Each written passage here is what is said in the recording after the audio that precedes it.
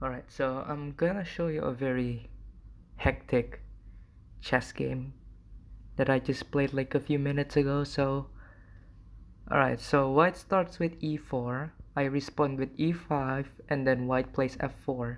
This is actually called the King's Gambit. I don't really know about the King's Gambit, so I just do the logical move, which is play d6, because I don't want to take the pawn, because if I take the pawn, I'm gonna lose the control.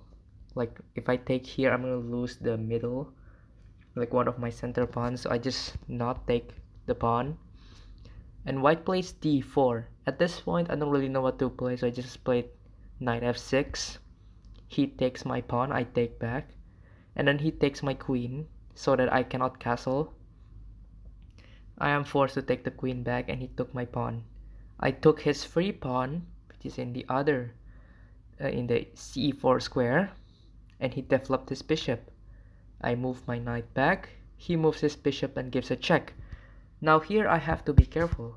If I played here, it's actually a big mistake for me because he can give a check, and that's not good for me, and I have to take back, and yeah, I lose a rook. So instead of playing that, I played bishop to e7. He takes, I takes, and then he plays knight to c3, developing a knight. I took his other bishop, and I thought this was a bad move because I just gave him two center pawns, but I'm okay with it.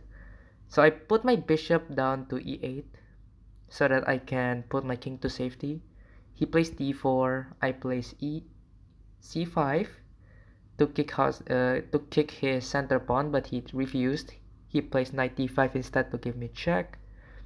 I played king f8, and this is a big mistake because of the move knight to c7. It actually forks my rook and my other rook. So I have to choose which rook I have to save. So my other rook is gone. I took his pawn. He put his knight back to safety. I develop my own knight, trying to win another pawn, but he just simply develops the other knight. I give him a check. He moves his king forward to attack my rook.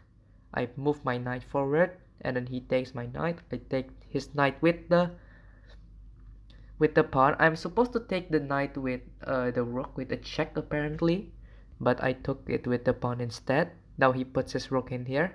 I refuse the sacrifice because if I gives a sacrifice, I'm probably gonna lose. He moves his pawn forward. I put my rook in f2 with a check.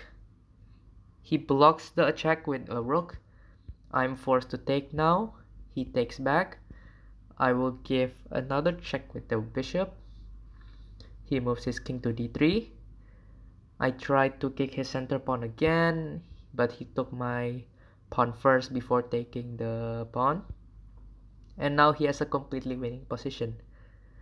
I tried to play this, just trying to get my king active, but he just simply moves his knight away.